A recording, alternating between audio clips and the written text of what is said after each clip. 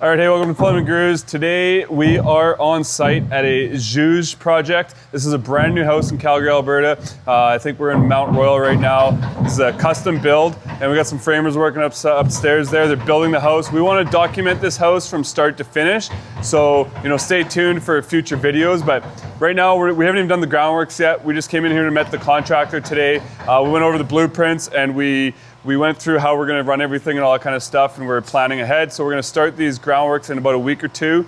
Unfortunately, because we had so much rain in July, the ground got super muddy in here, so they dumped in a bunch of gravel, you can kind of see, and we're gonna have to dig through the gravel, then dig down. Kind of a pain in the ass, but it is what it is. This is part of construction. So stay tuned to the future videos. This was just to let you know on how we're gonna show you from start to finish how our process is on doing the work itself.